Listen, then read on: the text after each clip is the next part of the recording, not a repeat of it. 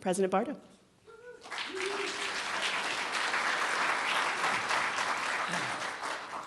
Yeah, I usually like to start these presentations lately with 27 and 0.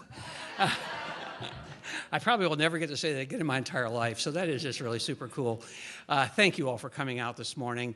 And I will go through some slides. I'll probably skip some. If you want to see them or look at them later, I'll be happy to share them with you. What I have here, with the exception of one slide that I added, is a presentation that I made to the Kansas Board of Regents on what we're trying to accomplish at the university around innovation and entrepreneurship. The governor has put some money in his budget for us to help us with this, and it's being held so far in the legislature, which, given the tone of the legislature right now, is pretty amazing to me. We're going to continue working on trying to hold that money and then adding a second round of it next year. But this is pretty significant shift. It's gotten the excitement all the way from the governor's office to the county commission, to the city manager, and kind of everything in between. So it's been a lot of fun to put this together and to have people respond as they have responded. And the regents now are talking about there are three big initiatives in the state. One of them is MBATH up at K-State, which is agricultural biotechnology to really improve farming. The Cancer Institute at the University of Kansas Medical School, and the Innovation Campus at Wichita State. And they're using those three things together in all of their conversations. And the fact that they are, and that we're now perceived truly as part of the big three, I think is really important. Whether or not they ever play us in basketball, I actually don't care. What I do care about is the fact that we're winning on a whole lot of fronts, and people are feeling us out there.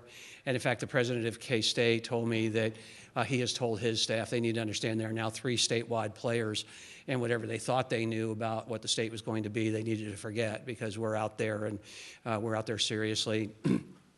Wanted to show you just a little bit, start off with something I didn't share, and I will probably wander away from the microphone and make everybody who is trying to technically do this crazy, and I'll try to remember to get back to it as quickly as I can, but I'm a wanderer when I talk rather than somebody who likes to stand behind a mic. I thought I would start off with this slide because you probably hear rumors about what's going on with enrollment and admissions and all of the various things. But we've had some really good movement in our admissions area, and I'm just so proud of the people there. Between what's happening in admissions, what's happening in financial aid, the amount of work that they've done over the last year is really spectacular, and the quality of the work is really beyond anything I could have hoped for or imagined. In addition to what they've done, we also chose to outsource a lot of our, initial work for admissions prior to when you actually deal with a human being. So mailings, emails, Twitter feeds, Facebook and things now are being done by a company that specializes in this, and they do work for about 300 universities around the United States. We've learned 2 others in Kansas that they've been working with for a while, so they sort of knew our market. We've gone much heavier with them than I think most of the others have, because we have more of a national footprint and want to have more of a national footprint. But just to give you a sense of the data, this blue line that goes across, first of all, let me tell you, this bottom, the x-axis, are the number of weeks in the recruiting cycle. So week 1 is like late August, and then it goes week 2, week 3, so straight across till you get to the end of that recruiting cycle, which is sort of the beginning of school of that year. And so we recruit freshmen all the way through a 52-week year, just to give you a sense of what's there on the bottom. Generally, if you look, by the time we got into week 8 and 9, we'd pretty much peaked last year in terms of our applications. And we kept growing in applications, but we pretty much peaked. What's happened this year is that when we implemented our outsourced marketing, look what happened to our line. This dotted line, or this dashed line, is our current application process. We're up about 86% in the number of students who have applied to the university. we will probably, by the time we're done, be up about 100%. Now, this is a push marketing model, so we know that the yield rate off of those applications won't be the same. Other people were pretty much self-selected. That's not quite true now. And you add to it the basketball story that is on this week's cover of Sports Illustrated, is all over the place. Sunday morning, we were with the team over in Evansville, coming back from shoot around. Greg gets a call and is doing a live interview on SportsCenter from the bus. You know, you figure Sunday morning SportsCenter, there's a whole lot of people drinking coffee and watching it. So then our name is out there. And what that means is that kids will click on you and click on your information that they wouldn't have done otherwise, simply because they've heard of you now. Very few students actually go to school for basketball, but many students do listen, they hear it, and they go, oh, I've heard of them, and click. So we are seeing that impact here. So what you expect is that there'll be a lot of kids who apply that don't follow up, they don't finish off, or they don't have interest once they do apply. And so that's normal. And what that does, though, however, nationally, is that if you look at the university rankings, what they ask is how many people applied, how many people were in your freshman class. They don't ask what percentage of them finished.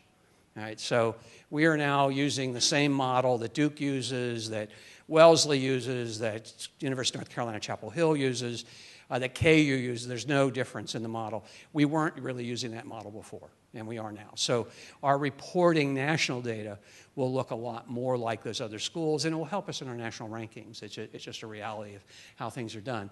What's the red line are the number of admitted students. And this red dash line are the number of students we've admitted this year. And so far this year, we've admitted as many students as we had total students apply last year, just to give you a sense. We're up about 26 or 27% on admits. And so what that means is, in the end, we'll keep admitting people. Well, you know, right now, we're still getting lots of applications, and we're pushing really hard on admitting people. We've also restructured all of our scholarships so that they're very different than they ever were. We have much more aggressive and active recruiting of students once we've already got their initial application. We're restructuring how we do our campus tours. Just everything about what we're doing is different. And so we're in that circumstance where we really don't know what the yield's going to look like. We don't have any basis for judgment. If you give me a number, I'll accept it because it's probably as good as my guess. You know, we could, I guess, do a lottery on this.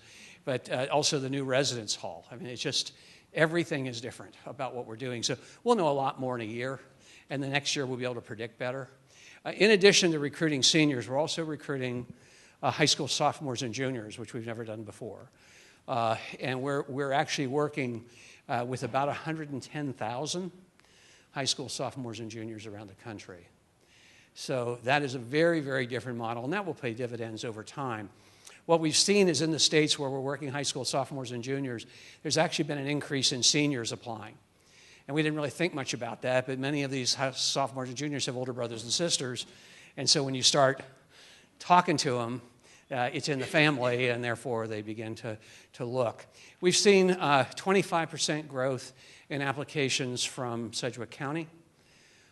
We've been working in Sedgwick County since 1895, so to see a 25% increase is pretty good. 44% increase in Kansas, and overall an 86% increase. Last year we had about 24 applications from Oklahoma. This year in round numbers we're about 450. Just to give you a sense of the difference in the marketing approach that we're using and the impact. So most of the growth is around the states around us. With the in-state, the biggest growth between Topeka and Kansas City, we're right in KU's home territory. And we've had about 450 or so net new applications out of that area. So people are feeling us, they're noticing us, and the president of Fort Hays State told me that this is the first time in his 20-something years as president that he's actually felt Wichita State out in his market. So I thought that was a useful thing to know. So I thought you might be interested in this and where we are. For spring semester this year, we are, I think you may recall that we had been giving students who are high school students free tuition and fees if they co-enrolled with us. And we were paying instructors to teach them. So we were losing money on every one of those people who we enrolled. And the basis for doing that was that we hoped that when they met us, they'd like us and come to school here. And what we found was that the yield rate on those students wasn't even as high as the yield rate on students we didn't do it with. That what we really were doing, we're paying for KU and K-State and Emporia State and others for their freshman class, and they have enough money they can pay for it themselves. So we stopped doing that. And so what you're going to see is our headcount enrollment is down in gross numbers, but those are the kids that we aren't paying to be here anymore. In fact, in paid enrollments, we're up a little bit. We're up about 36 headcount students. And given that we didn't market at all for spring in any particularly push way, that's actually better than I thought. And in credit hours, we will be up around, by the time all shakes out, 900 to 1,000 credit hours, all paid. So we actually, on a cash basis, even though our head count went down, we brought in more money, and we didn't spend money uselessly. So that combination is really a pretty solid position to be in. So that we're really set for the fall now. We know what our real numbers are. We know what things look like. As far as the residence hall, we are at about 450 student reservations, if we assume 100 for athletics, and I think that 100 is a little low. The building has 784 beds, so at this time of the year to be there is pretty good. The real push for residence halls comes next month and the month after, as parents are trying to settle their kids down and know where they're going to be. So the fact that we are over half spoken for already, I see as a real positive thing. And I think we'll open with a waiting list, whether we do or not, but we'll be in good shape regardless, and that feels right. So the residence hall is coming along. If you've tried to get by my office lately, you realize it's hard to get down the road because Don Linger actually has so many people in there working that they can't even unload inside the yard. They're unloading on the street and taking stuff into the yard. So he's really working at keeping it up. Okay, that's just kind of generally the overview of where we are in enrollment, what we expect. The second thing I really want to talk to you about is the Innovation Campus, and I'll go quickly through some things here, preliminary things, and in fact, I'll probably skip some things and just talk to you generally and go right to the campus. One of the real issues that we have in Kansas is that our economy is not based on innovation and entrepreneurship. As much as we pride ourselves on our entrepreneurial history in Kansas, the number of new firms being created as a percent of all firms is low. It's lower than national average. The percentage of people who work in high-tech industries or who have high-tech degrees is lower than national average. The availability of early-stage capital to help form new businesses for technology is substantially lower than average. There is a federal program that is one of the better predictors of whether your state is really technologically competitive. It's called the Small Business Innovation Research Grant Program, or the SBIR program, and Kansas looks a lot like Mississippi. There just isn't really a justification for that. We are really bad. And if you look at the year before I came back to Wichita, with City of Wichita, I don't think had any SBIRs at all. So we're just not really trying to be competitive. And instead, we're walking around and saying, yeah, well, we created Cessna. Well, those people are all dead. I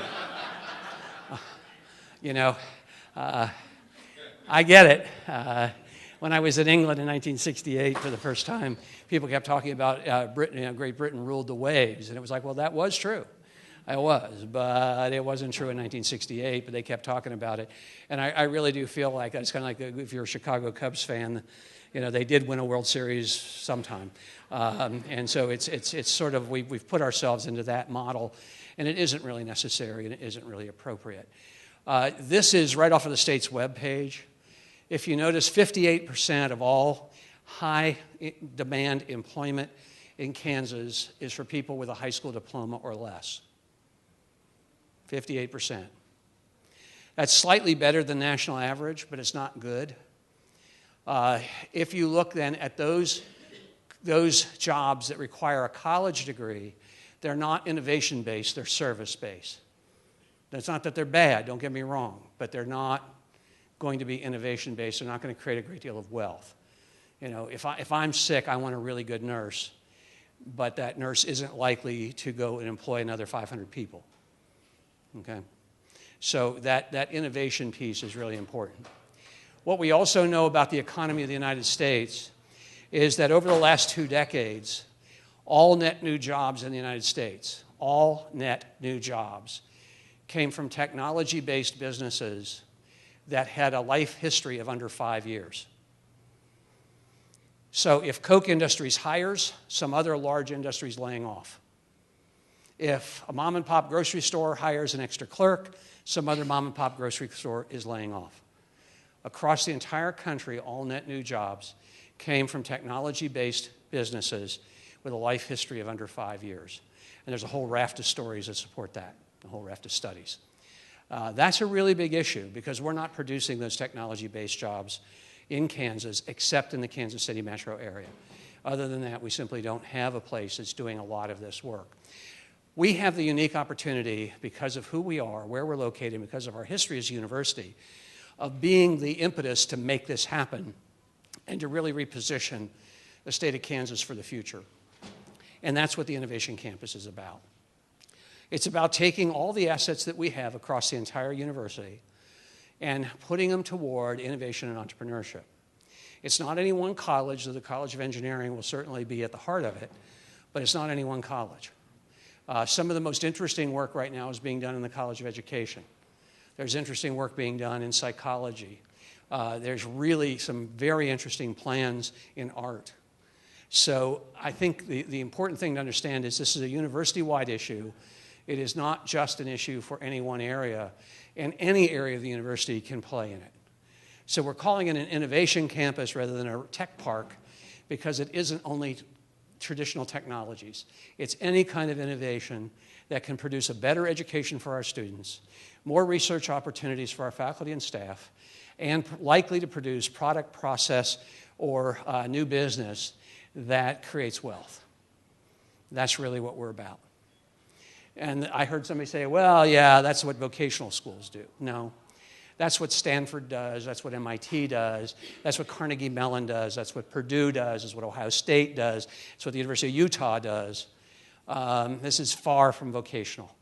This is fundamentally using our research capacities, our intellectual ability of our faculty, our staff, and our students to create new innovations that affect the quality of life and have the potential to produce jobs and wealth. That's what it's about, fundamentally. Make sense? Okay, that's what it is. Now, what's interesting about all of this is, will it create more humanities students? Yeah, it actually will. What's really interesting about this is as the university's reputation grows, the interest in the university grows in all areas. And so, for example, we created the Honors College because the honors students tend to gravitate toward the humanities, the social sciences, and pre-professional programs. Doesn't mean they're not going to be other places, they will. But it gives you then an opportunity to encourage those students to move forward as well. So this is a broad-based model. And it's a model based on about 100 other universities that are doing it. So we're breaking new ground for Kansas, we're not really breaking new ground. Okay? So what is this thing going to be?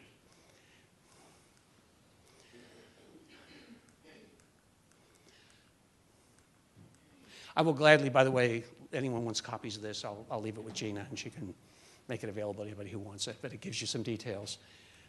Okay, this, I like this, I just did this fall, actually this since Christmas. This is the I-35 corridor, which is the major region of which we are a part. And the shaded areas, the darker the shading, the more technology-based innovation is going on in those areas. And if you look, what's happening is that in our area, the technology-based innovation is flowing up the I-35 corridor or down the I-35 corridor, depending on how you want to view it. I view it as up because Dallas is the center of all of this. Dallas is by far the center of all of this. Okay, so what are we doing? We're focusing our strategic plan on making a difference, right? That's what we're about. Want to make a difference in people's lives. Whether making a difference in people's lives means working with preschool kids and helping them get ready to go to school, whether it means helping somebody get over cancer, whether it means creating a new business, we're trying to make a difference. It's what we're trying to do as an institution. And so the Innovation Campus gives us a major tool to make a difference and to make a really, really big difference. Okay. What we're doing is we're focusing on public-private partnerships. What that means is we will co-locate faculty and students with business researchers, with government researchers, with anyone else who needs or wants to work with us, and who can do so legally. You know, all kind of export control issues, and I don't think we're probably going to get into the drugs business and, you know, those kind of things. But unless you know something I don't know. But I guess we have residence halls, who knows. But anyway, that's what we're going to do is to really focus on how you magnify the capacity of your faculty, staff, and students by integrating them with private sector, government researchers, and others to really build out new product, process, and business. Now, what's really cool about that is that it allows you to expand rapidly the number of people that you have working on the campus, and it allows you to do so in a way that really benefits everyone. So it generates a net income for the university that can be used to support the whole university as this whole thing matures. For those of you who have interest in it, we're starting this campus at the back where Wichita is, and we will, in October, if everything goes as according to plan with a new residence hall, we will start tearing down Wichita. We hope to be in the ground with the first building on the Innovation Campus by around Christmas.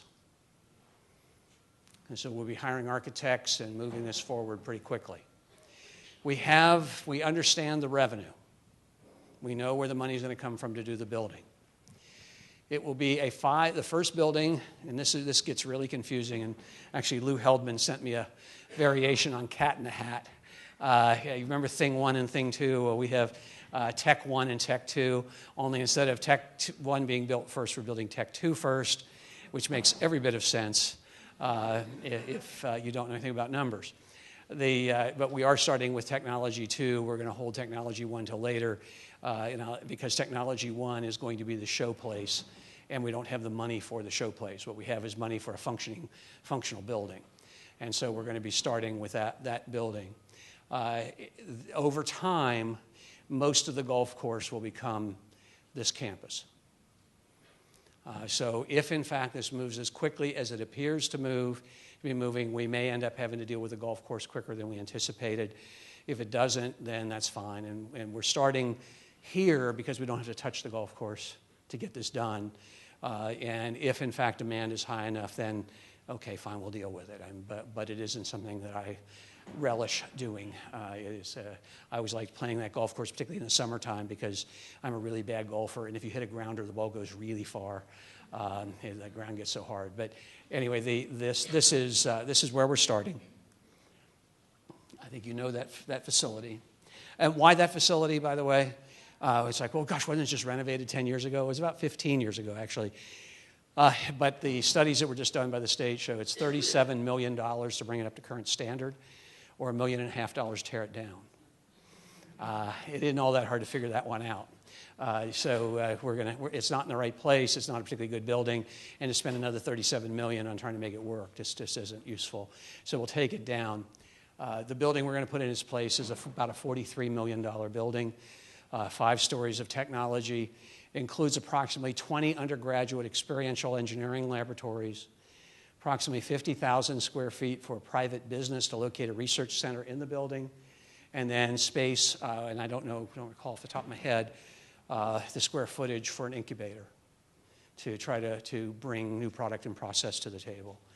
But it's a particularly important building for us to get started on. It will sit right up against the physical plant, and we're doing that because we can't relocate physical plant. We can't find the funds to do that. If we could, we'd relocate it to a different location, but that's just not feasible. So what we're going to do is put the building as close to physical plant as possible to block the yard, basically to create a screen so that as we do the other buildings, you don't have they're not looking out on a physical plant yard. Nothing wrong with that. We have to have it. It's important. But if you're trying to sell a high-end business that they've got a beautiful view, that probably isn't the view you're going to want to give them. So we're pushing that building as close as possible. There'll be a new entry road coming in off of 17th Street that will connect up to the Loop Road. And that will be what we start on and hopefully have up and operational by May of 2016 is the aim we're trying to get to. We do have a company that is currently negotiating with us about taking the 50,000 square feet. If they do, they will move their key researchers from all around the world to Wichita. And these will be primarily new employees in Wichita, should they do so. What we know from studies in California is that for every researcher you put into a laboratory like this, you create 2.5 to 4.5 other jobs. And those jobs, on average, pay 17% above national average wage, and national average wage is substantially above Kansas average wage. So this tends to produce real income for the people of the metropolitan area and real jobs in this quadrant of the city. Our plan for the first full build-out of the first segment of this park includes 4 technology buildings and a new college of business. I know that those of you who work in Clinton Hall will be deeply distressed, but Clinton was not a well-designed building when it was built. I spent a lot of time in it in the 70s. My wife used to work there, and so there was reason for me to be over there all the time. And I had a friend who lost his books to a leaky roof in the late 1970s. So this isn't new news, although the floods are kind of special, the new flooding. But the roof leaked. It was just never a really well-designed building. It's also not a particularly attractive building. So what we're looking to do with Clinton Hall is tear it down and build a new business building right next to the technology buildings. We are negotiating with another company right now. They are at their headquarters sometime in the next month to make a determination as to whether they will move all of their operations in the United States to our campus.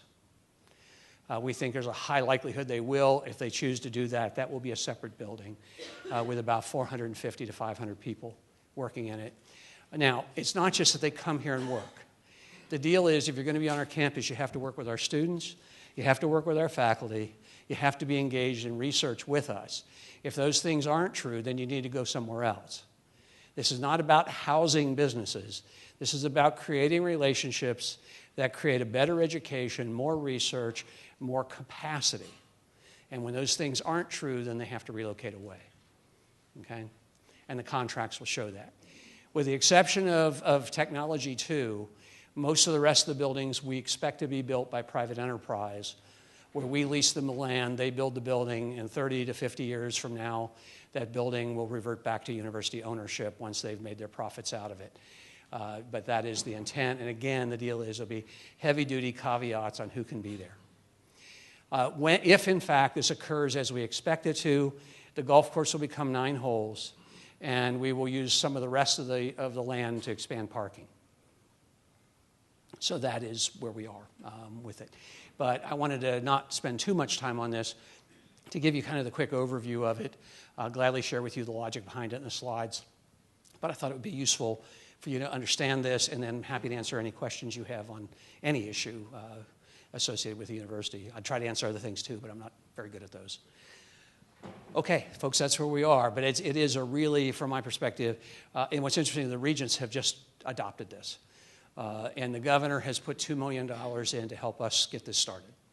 So that's the first time I know of money that the governor's put in specifically for construction. And that has been held in the first couple committees to look at it. So we've got a shot at keeping that money, and I'm pleased with that.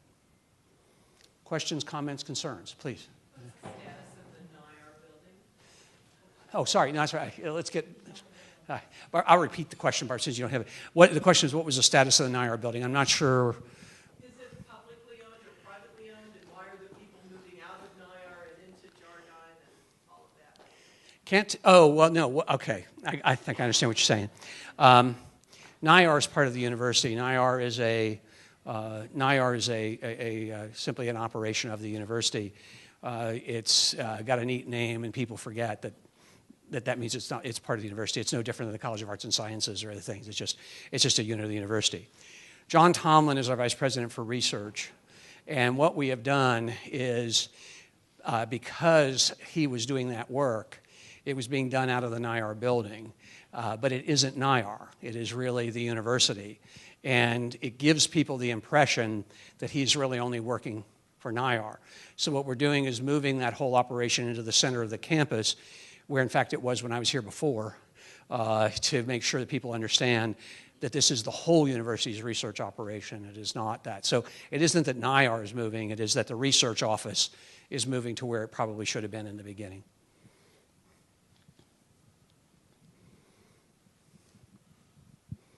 Please. Nope, you need to have the mic so that we can get you on the audio. Two questions. First, Okay. where will the Wichita residents be relocated? Okay, people who currently are living in Wichita can choose either to live in, if they want to stay on campus, they can choose either to live in the new Shocker Hall or in Fairmount, because those are our two residence halls. They also, if they're upperclassmen or graduate students, can choose to live off campus. Thank you. How does the TRIO programs housed in Brennan Hall work into any of the future plans? I think TRIO is a particularly important program for us, and what we're seeing as we're looking in more detail at our applicants as we're moving forward, our applications are shifting a lot. And because of the push model that we're using now to get students interested in the university, we've seen a major increase in minority students. Last year, we had about 17% of our applications who were minority. This year, we have about 25% who are minority. And I'm talking here about underrepresented minorities of African American and Hispanic. If you look, so I'm making the assumption that a significant percentage of those students are first-generation college goers. In addition, because of the high schools that our applications are coming out of locally, they tend to be populated by students, regardless of race or ethnicity, who tend to have a higher percentage of first-generation college goers. We're seeing a big growth out of North, a big growth out of West, and a big growth out of Southeast. And so those are going to be more working people, and so the likelihood is that they're going to need support services. And I think having TRIO on our campus is one of the greatest assets we have. We're also going to have to look at other types of social support aside from TRIO, because there'll be some students who want to use TRIO, some who won't want to use TRIO, just a reality. We're seeing massive increases in the number of Hispanic students in applications. And so how we deal with that, how we help them feel welcome, particularly since many of these students will come from homes who don't speak English, I think is going to be a really key for us. And we're looking at how do we create web pages in Spanish, not so much for the student. They have to be able to read English, obviously, and work in English, but their parents may not speak English at all. And so how do we help their parents understand what's happening to their kid? So there's a lot of work yet to be done there. But I was concerned when we went to the push marketing that we would lose our minority students. And what's really happened, in fact, is that we've gotten a much better hit because we're using the media that tend to be more socially interesting in those particular clusters of students. So I've been real pleased with that and pleased to see that. One of the things I've started talking about in speeches, if you look at our applications for next fall, 25% roughly are African American or Hispanic students. Another 15% or so, roughly, I'm giving you round numbers here, are other minorities, mixed race students, Asians, Native Americans, a number of mixes there.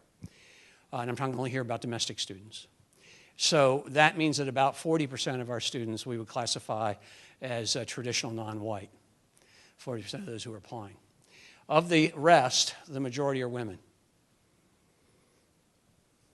So, universities in the United States were evolved primarily around white men. And white men in our application pool represent about a third of applicants now. And so the workforce of the future, the educated population of the future, as we can already see, and we're by far not the most diverse city in the country, but as we can see already, the vast majority of people that we're starting to put out of this university are not going to be traditional employees. They're not going to be the white guy who goes home to the wife and 2.5 kids. And so we have to figure out as a city and a society how to deal with that. But also I think we're going to have to figure out as a university how to deal with that, because it's a very different set of people with very different interests who are going to continue to come in larger numbers to our university. And so I think a lot of the challenges you're going to face are going to be challenges around how to handle the cultural differences, how to handle the expectations differences, how to encourage some things that may not be culturally consistent with some of the groups that are coming in larger numbers. And how do you explain that to people's families so that they understand that you're not trying to disrupt their family life or their community life, but you're really trying to help their kid help them. So it's a real interesting situation that we're going to find ourselves in, and it isn't tomorrow. It's right now, and it's going to get more so as we go. Other questions? Please, yeah. You always have good questions, so that's. Thank you. Not sure how to word this one, but how will our HR department be in a position to handle the expansion with the WSU IC? Is that right? Is that gonna be part of our new name? When you speak about new hiring, new researchers, new employment here, that would be opportunities open to us as current employees, as well as the Wichita statewide. Will they be a part of that hiring process, or is that going to be handled by new people coming on board? There are multiple issues here. One is that the private companies that come here will hire their own people and manage their own payrolls and all of that. We really won't have anything to do with that, so that won't affect our HR at all. Where HR will be affected is if the enrollment grows concomitantly with this work, if the amount of research grows concomitantly with this work, then we'll be hiring a lot of new staff and faculty. And so that's where the HR will be involved. I've hired a new EEO officer who now is housed in HR. He reports directly to me, but the purpose of that is to streamline some of our processes and procedures, get immediate feedback. So there, I think in terms of hiring, we're making some moves, and Mary certainly is well aware of these changes and is starting to work with Frankie and others on how we manage that. Secondly, I have a thing about promotion. If we have good people in-house, I want them to be promoted. And so I'm really focusing a lot of my attention on how do we restructure our policies to encourage promotion of good people. Because I do think that affects morale, I think that affects your ability to work, and it affects the willingness of people to stay in the organization. If they think they have an opportunity for growth down the road, they're more likely to put up with some junk for a couple of years till they can get that growth. And if they think there's none, why mess with it? I can go somewhere else. So that's a real issue to me. I've been working, I'm not a good write detailed policy person. It drives me crazy. So if I sound a little frazzled before the end of this, I probably am. I've spent most of the last 2 days reworking policies, so I'm pretty excited. If there is a purgatory, that will be where I am sent to rework all of the policies for heaven, you know. And so anyway, that's. But I've been working on job descriptions for vice presidents. I've been working on the promotion policy and how it looks. I've been working a little bit on some of the issues I know that you all had around general salary increases, that sort of thing. So we're trying to get a little more of our hands on that. And I've asked Gina to work with that too, to try to give me your best feedback on specifically what you would like to see. There's some things that were asked for by the Unclassified Senate that I can't do, like, for example, give detailed definition of just cause for termination. Just cause is a legal concept. And it has just cause depends on your job. For me, just cause is different than it is for you. Okay. So it has to be judged individually, and there's a set of legal rules that you have to go through. But what constitutes just cause will depend on what job you're in and what you've done. So like I say, for me, it's different than it is for you. For you, it may be different than it is for her. It simply will depend on specifically what you do. Please. Susan, thank you for being the mic lady. Are there any future plans for the downtown center? The downtown center, I think there are a number of questions around the downtown center. And one of them is that it is too small now for some of the work that we're trying to do there. And at the same time, we've taken our health programs and separated them into various locations so that it's harder for the college to operate as a college. And so I think we're in a discussion with the College of Health about do we move everything back to a new building if we can raise the money for it, or do we try to expand the downtown center and keep things there. I think then if we do move it back, then the question is, do we keep the downtown center? And if we do, what do we put there and how? I know with our community outreach program there, and there's reason to have a center, whether it's that building or not. There's certainly a reason to have a downtown presence. But that is very much in discussion right now. In fact, Keith made a presentation on that to the group that is going to be organizing the campaign on some things that could be done.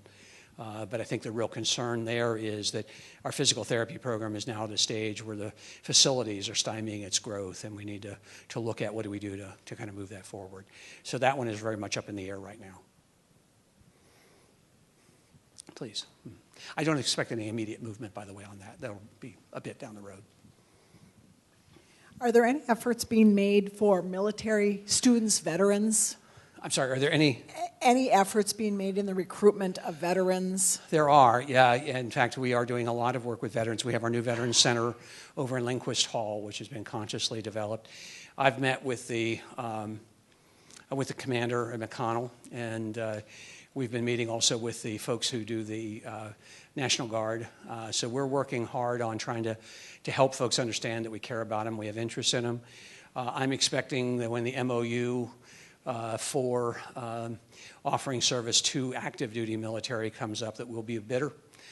We were not prior to this, but the more you engage with active duty military, the more the vets understand that you care about them. So I think between adding services on the campus, adding spaces on the campus, and trying to become much more military friendly in terms of the way we are perceived and our interest, particularly in McConnell, I think that will help us a lot.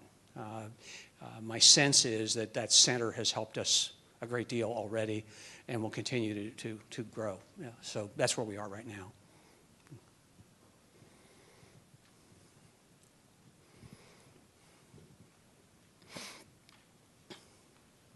I can't believe I've worn you all out already.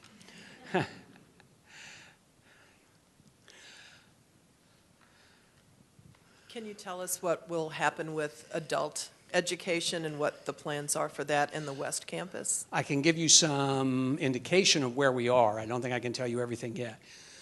Susan probably is better at answering this than I am. I've had an adult education task force going all academic year that involves people who have primary interest in that field. Susan is very active with it. Rick Muma, there's a number of folks who've been really involved. And we are doing an ad campaign this spring focused on adult learners. We've expanded our hours, obviously to the joy of some and the chagrin of others. But if you're going to serve them, you actually got to be open.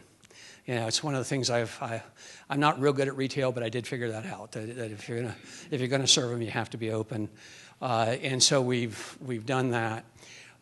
There is a plan that Susan put together for creating a division of adult education. I like it a lot. We've sent it around to the deans to get a first cut on response. I'm anticipating that she'll get that response back, make modifications as appropriate, and then we'll start spreading it around the campus to look at, to see what the alternatives and options are. But I do see us over the next year, maybe year and a half, depending on funding, to create an office for adult education. The West Campus, we have a lease purchase on, so I anticipate that will be there. I think the bigger question is what happens with the South Campus. If enrollments don't pick up at the South Campus, then the question, since it's lease space, is it really to our best interest to keep it? If it is in our best interest to keep it, then what do we do with it? How do we make it different? How does it relate to what Susan's doing? So I don't see us making any massive changes in any of those outreach things until we have a coherent plan that people agree we can do, that we figured out the costs on. And so that's where those will be for now. Yeah. Yeah, sure. I'm glad. Thank you for doing it. I think you're actually asking things that people care about a lot. I'm so- just trying to make it easier on Susan. Yeah. A lot of us here are advisors, Mm-hmm. and when we talk about getting more students from out of state, that makes us a little bit nervous because our general education program is so convoluted. Right. And I was just wondering if you could talk about, are there any plans afoot to simplify general education? Right. There is a general education task force that's working now. One of the things about curriculum is it's really owned by the faculty. And as an administrator, I can say, I want it looked at. And then they can come back and say, we looked at it and it's perfect as it is. And that is what it is. I don't think that's where they are. I think they are actually looking at it and having conversations about what it looks like and what it ought to be like. So I think that that's highly workable. Ours is convoluted, but not any more convoluted than most other colleges, so at least not the ones I've worked at. So I think for out-of-state students, that won't have a huge impact. I think the bigger impact will be the one-stop as we move toward that. And what we decided to do based on a cost-benefit analysis of what is effective and what is costs a reasonable amount of money comparatively, we've really come down to the notion of a virtual one-stop. We have the capacity. Our current providers of software have that capacity. And as we go more and more to distance education, you have to have it anyway. And so why not just go ahead and make it available to everybody? And so we are in the process. I think by spring semester of next year, we'll have it tested and have it ready to go online, have everybody trained. There will be a physical one-stop. I was going to have to build a building, but given the virtual one-stop's capacities, and I started out, by the way, not convinced about the virtual one-stop. I was a believer in the hand-holding, eye-looking stuff, and the presentation moved me off of that. I also believe that there are always people in any university who, no matter what you do virtually, aren't going to get their problem solved. It's just the nature of it. And so what we're going to do is have a small physical one-stop so that anyone who just can't make it work has a place to go where they can get help. Now, once that one-stop is up and operational, we'll look again at what offices need to be open after 5. Because without that, everybody has to be out there. There's going to be a deal, though. You can close, but you have to accept in writing that whatever decision the person in the one-stop makes is a decision you're going to live with. All right? Because we can't be in a situation where they can't make a judgment. So if you don't want them to make that judgment, you got to be open so they can call you. If you're willing to let them make that judgment, then you probably don't have to be open once this is up and operational. But the bottom line is, in the end, if a kid comes in at 6:30, they get a real answer. And a real answer either comes from the person in the one-stop or from your office. So I think that we can manage this. I think for everybody's sake, we're going to train these folks. They're going to be people so they're not going to be doing a lot of weird things. But I think the notion being that when a student comes in, they have to get a real answer and not be told, come back tomorrow at 3. Well, I work. I can't come back at 3. They got to get it while they're there. With Gen Ed, we just like the advisors, I think I'm speaking for most of us, just would like the faculty and the administration to keep in mind that the 3 questions that transfer students want answered is, how do my courses transfer? Correct. How many courses do I have left? And how much is it going to cost me? And if you can't tell them that while you're talking to them on the phone, if you have to say, well, we have to send those courses in and we'll get back to you in a couple of months and tell you, Right. we're not doing a service for them. No, so I know think you can't solve it, but those are the 3 questions. Well, some of them I think we can solve. Most of our transfer students come from known places. We may get somebody who comes in from Iona College. Well, we'll probably have to deal with that as a weird transfer and probably can't answer that question that instant.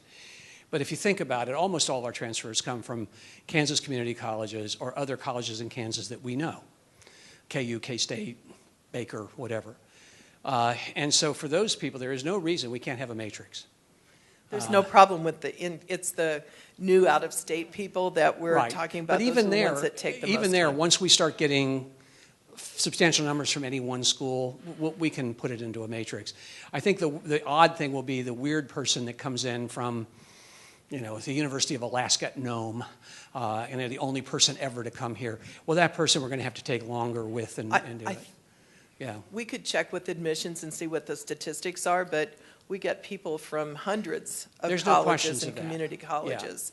And if they have not submitted their transcripts and had them evaluated right in the Sure. beginning, then you can't tell that person when No. you're talking to them on the phone. No, absolutely you can't. That's all I'm saying. Yeah, I understand. And that won't change. I mean, if that won't change. If the person doesn't do their job, it won't change. I mean, that's just a reality. So that's always true. I mean, if I don't study for a test, you can't help me pass it. It's kind of the nature of it. Please. Oh, I have a question. Up here. Briefly, wanted to get back to the 27-0, hopefully 28-0. I think if we take a loss, it's going to hurt us more than, say, it would Syracuse. I'm sorry, I didn't quite. If we get a loss, it's going to hurt us more than it would Syracuse as we in drop basketball? down. Yes. Yes, it will. Yeah. Yeah. Well, my question is what's your long range plans, and do you feel comfortable being in the Missouri Valley Conference?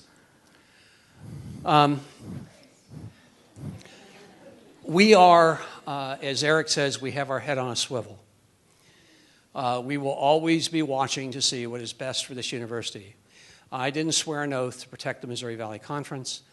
I didn't swear an oath to protect Bradley or any other school. And so we are going to do what's right for Wichita State. That is what we are all sworn to do. So as of right now, I see no alternative to the Missouri Valley Conference that makes sense. Adding football would actually reduce our ability to move if the time were right to move, as much as people don't want to believe that. A third-rate football team that hasn't beaten anybody, I can promise you, is not going to get you anywhere you want to be. I can't imagine somebody going, we'll take you because we can beat you every time.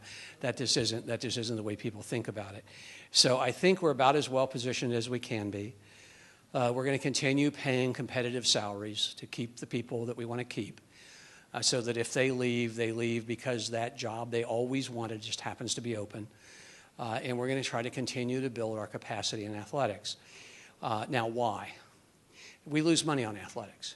As much as people believe we make money, we don't. We lose money. But last Wednesday, I think it was, Greg was on ESPN from 3:30 in the afternoon until 9 o'clock at night, talking about Wichita State, talking about the city of Wichita, and talking about his program. What would that have cost if we tried to buy advertising on national ESPN from 3:30 to 9:30? I don't think I've got enough budget to do that. And if you look, we're on the cover of Sports Illustrated this week. Well, whether you care about sports or you don't, when you walk into Dillon's, we're right out there. We're right there. Think about the number of signs around the city with a shocker on them now. That's why you have athletics. From an institutional perspective, it gives you a visibility that you can't get otherwise. And from what I can see from the men and women who we have on our teams, these are people that I've met, not everybody, but I've met a lot of student athletes from a lot of teams. And there'd be people I'd like to have in my home. There'd be people, if my son came home and said, this is my buddy, I'd be thrilled. These are good people, and they help us identify who we are. So anyway, just so you're aware, but we don't make money on athletics as much as people think we do. We really don't. Our athletics loses about 30% a year, and we're pretty cheap compared to most. Most lose about 60, 70% a year. So we underwrite that with student fees and joint use facilities and those kind of things. Please. What's the status of Sorry. the efficiency studies that were being done? We've pretty much gotten to the end of the efficiency studies that were being done. We identified a number of areas that really needed some bucking up and some reworking. And so we've pretty much gotten to the end of those. If as we go forward, we find some other areas, we'll bring in another crew or the same crew to look again. But as of right now, I don't see us doing that. I think we're kind of at the end of it. If you look at what's happened, for example, in admissions and financial aid, a totally different situation than it was 2 or 3 years ago. And if you look at some of the other areas, I think David Wright has done a really good job of helping UCATS kind of get some things organized that needed to be organized. So there's a number of things that have already occurred. Mary's shop, we've had some looks at, and she's got some ideas of what she now needs to do to kind of get her where she needs to go. And I think, but my sense is we didn't end up having to do the whole institution because, as it turned out, the issues were kind of specific. So that's where we are. Please. How is the shuttle bus plan working, and is it worth the bucks we're putting into it? Oh my gosh, yes. The shuttle bus, I think if I tried to stop the shuttle bus, there'd probably be rioting. The shuttle bus has been a huge, huge success. I have absolute belief that before I turn 70, there will be somebody asked to get married on the shuttle bus. It has been an unbelievable success. Number of people who are exchanging phone numbers at the shuttle stops, pretty amazing. As we move forward and start growing the university, we are going to have to shift how we do parking. And we are right now, this week, we're actually doing a parking study. We have a firm that specializes in parking studies that is here. Actually, we were here yesterday and today doing car counts. It's perfect. The weather's good. They're here, at the right time. So we'll have a sense of where we are. What I anticipate happening is we will be going to the board with a request for a transportation and parking fee. Anyone who is willing to take the shuttle would only pay the transportation fee, which would be pretty low. Anyone who wants to park on the campus will end up paying differentially depending on where they're willing to park, so that it will be zoned parking with the further out, the cheaper. Those of us with reserved spaces will pay a lot. I'm anticipating paying something like $50 a month for my space. So it will be quite a bit different in terms of what we're doing. What we're trying to encourage is for people to shuttle rather than to feel like they have to park in the center of the campus. So those of you who come to campus and spend all day on campus, the shuttle is probably your best solution and certainly the least expensive solution. For those folks like me who come and go at weird hours all the time, having the reserved space is absolutely crucial and worth the money to me. So that's where we're heading. Everybody except for those who are in the shuttle world will have to have a hang tag. The overnight students will park out at the Metroplex with an overnight hang tag, and we will be offering police shuttle for them after 10 o'clock at night, so that if they need to get to their car, need to get back from a party or whatever, that a sworn officer will pick them up in a police-marked vehicle so they know that who the person is picking them up. So we will be doing that as well. So we feel as though we're getting our hands on it. For fall, we will probably lease some private parking lots to relieve a little of the congestion and encourage people to shuttle to them. But my sense is, from what I'm hearing from the campus, is that the shuttle may have been the best decision I've made so far. So we'll see. Okay. Please. Question I have on this is, I feel like universal computing probably plays a fairly significant role in a lot of the things that you're trying to do in terms of technology and innovation. Absolutely. And yet, we had the director of university computing retire 5 years ago. And I guess I wonder, are there any plans to replace, to fill that position? Yeah. I mean, I work in university computing. Right. It just appears to me that it's almost like, well, that position is not important enough to fill. The position was always in university computing. The decision was made by management in that area not to fill it. It wasn't a university decision not to fill it. We are in the process now of hiring a new director for information services, a new IT person. That search is underway, and I anticipate that we will have that position filled by the end of the semester. It will then be up to that person to figure out what they need in terms of what they hire behind them. And I think the positions, we're not taking any positions out of that area. So my assumption is that they will try to hire someone who complements their abilities, and we'll try to fit that. I think we are going to have to expand UCATS. I think it's That's just the nature of where we're going. So we'll certainly be looking at that as we look at the strategic plan and how we make that work. I really want to see our MRC and UCATS and some of the other things work much more closely together. They're doing a good job of it now. I want to see it continue and to continue moving in that direction because we have huge capacity in those two units. And I think there's a lot to be done there. We're also looking then at the question of how do we continue not updating the banner system. The system itself has to be updated through normal UCATS, other operations. But how do we continue updating all of our services and the actual ability to use the banner product? That's the one area I don't feel like we've got settled yet, that we know quite what we're doing with. We'll settle that this semester and get that down. But the other two, David Wright, when he goes back to his real job, will be the person who is in charge of the data for the university. We need a person who really can get us detailed analyses for management decisions, and David is as good at that as I've ever met in the United States. And I'm not saying it because I knew him before I came here. I didn't. He's just really good. And so he'll go back to that real work, and then we'll get an IT person to really take over UCATS. So that's where we are with that. But that was a local decision within the management of UCATS not to fill that position. Do you have a breakdown of the new fall admissions, a breakdown of freshmen versus transfer versus in-state versus out-of-state? For next fall, you mean? Yeah, I have some guesses on it. What I'm guessing right now, based on what I'm seeing, is that we'll be up about 300. Whenever I say these things, the press jumps on a number and says, that's the number. And the answer is, yeah, maybe. It's like what they say, it's like hand grenades, horseshoes, and bocce ball. I mean, you're kind of sort of in the area, not specific.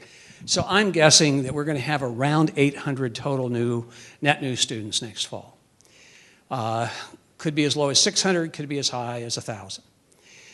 Probably more likely 600 than 1,000, but let's just use that as a kind of a rounding number.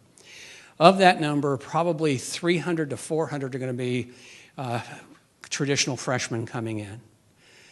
I anticipate 100 net transfers, probably community college, but also some out-of-state colleges we're starting to see some movement in. And then I'm anticipating somewhere between 250 and 350 new graduate students. And so that's sort of the numbers that my walking around numbers, and Gina, does that seem kind of in the, yeah, I mean, it's just, Gina's dealing with this every day as well. I look to her, but it seems like that's about where we're going to be. So I'm guessing our freshman class will be up about 20%. Could be 15%, could be 25%. I'm guessing our transfer students will be up about 8 or 10%. The big growth in graduate students is in engineering. We are actively recruiting internationally, and it's working. In fact, our enrollment growth this spring was all in international graduate students, so it's really a positive thing in that way too. So if that's helpful.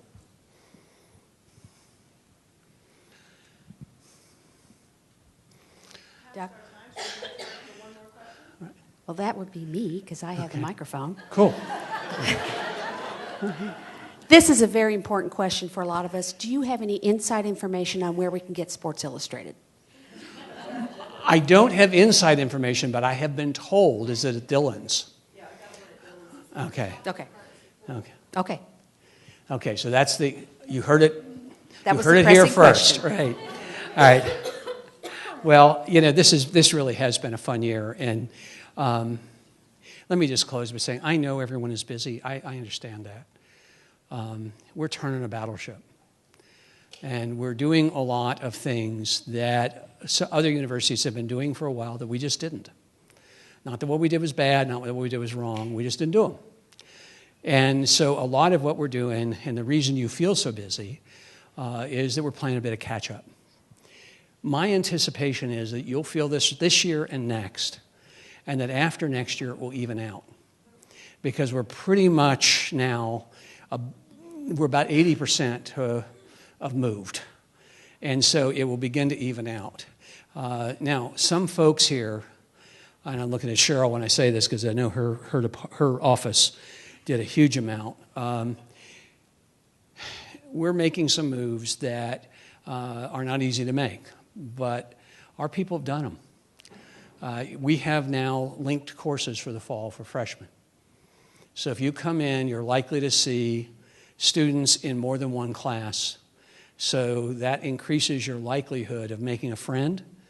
And what we know is that the more friends you have on a campus, the more likely you are to be retained to graduate. So that got done in about 30 days because of some really long days and hard work by some great folks in the College of Arts and Sciences. So we know also the one-stop work is a huge amount of effort on a lot of people's parts. That's been wonderfully done.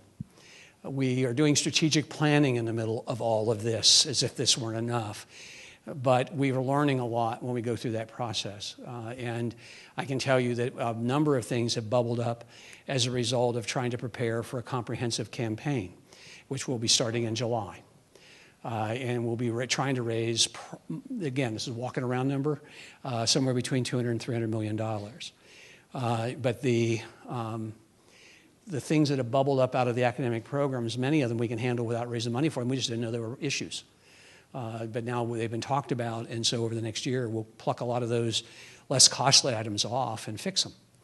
So there's a number of things that are going on. I do understand that there are days you probably go home and go, man, this is a whole lot of work. But it will get better. It's just going to be probably one more year before it does, just to tell you. These things take about 3 years to turn. And then it's implement. It's not continue turning. But we are doing a lot. We're about 80% there. We don't have our adult learner thing identified yet. Susan's working on that. And the Innovation Campus is just starting, so we don't know what to do with that yet in terms of all the contracts, all of the other issues we have to deal with. But everything else that I know of we should be doing, we pretty much have started. It doesn't mean we're done with them. It doesn't mean we have them right, but we pretty much have them started. Thank you for all your hard work. Thanks for everything you do every day and the loyalty you've shown to this university. I will mention I am going to the board and requesting 3% for raises for next fall as well. So that, thanks. We have to keep moving our salaries to be closer to national norms. And I can't do that if I don't try to hit it every year. And I've told the students that I will be only asking for tuition to cover the 3%. And I don't know what the classified staff are going to do yet, so we are going to ask for enough money to make sure we cover them should they choose to not be classified but to move into the university service instead. Thank you all very much, and go Shocks.